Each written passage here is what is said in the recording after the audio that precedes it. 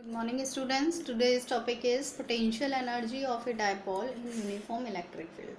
किसी uniform electric field में अगर कोई डायपोल रखा है तो वो कितनी पोटेंशियल एनर्जी को एक्सर्ट करेगा।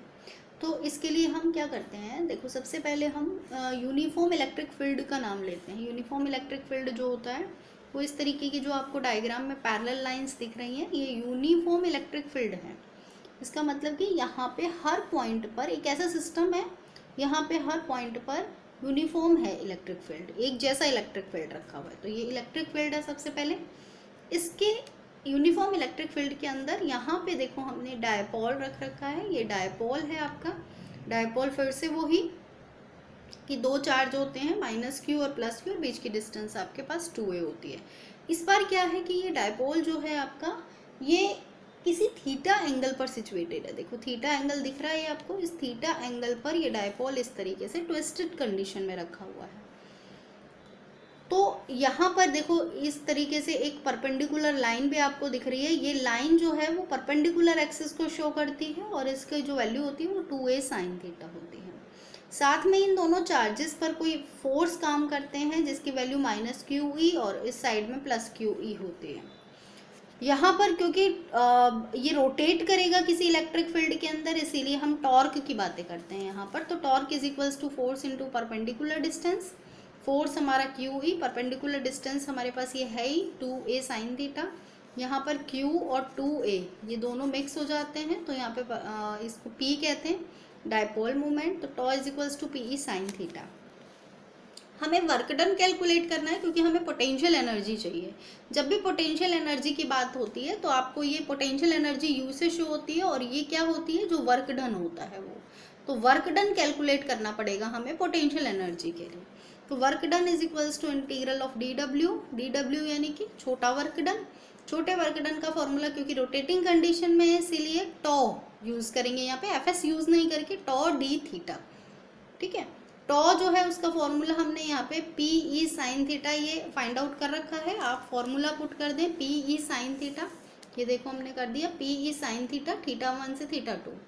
PE कांस्टेंट टर्म में बाहर ले लें sin थीटा, और sin थीटा का इंटीग्रल होता है माइनस का cos थीटा, θ1 से θ2। यहाँ पे सबसे पहले अपर लिमिट फिर लोअर लिमिट। तो यहाँ अपर लिमिट पुट कर दी है, फिर लोअर लिमिट है। माइनस और माइनस प्लस होने के कारण टर्म्स चेंज हो गई हैं।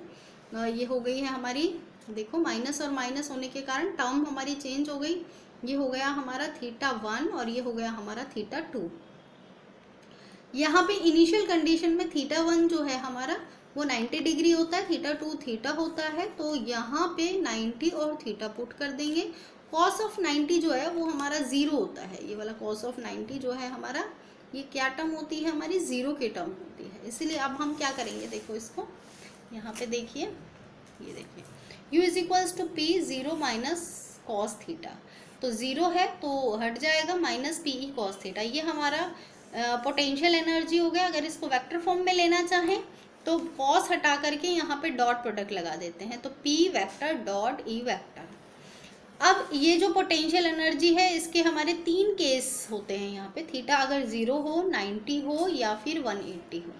ठीक है, सबसे पहले थीटा 0 करेंगे तो u is equals to minus PE cos theta cos 0 की वैल्यू 1 होती है, तो माइनस का PE, माइनस आने के कारण ये मिनिमम पोटेंशियल एनर्जी होती है, और ये क्या होगी, parallel to the electric field. और इसी को ही हम बोलेंगे stable equilibrium condition.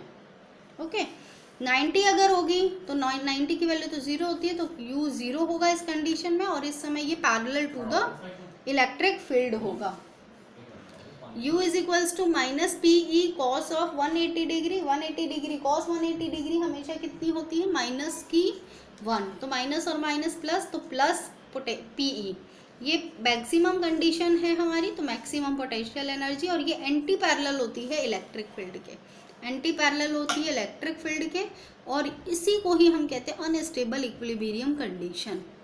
Unstable equilibrium condition ये CBSE बहुत बार पूछती है। अनस्टेबल इक्विलिब्रियम कंडीशन को समझाओ पोटेंशियल एनर्जी के, तो ये चीज़ आपको यहाँ तक करनी ही पड़ेगी। Okay, thank you.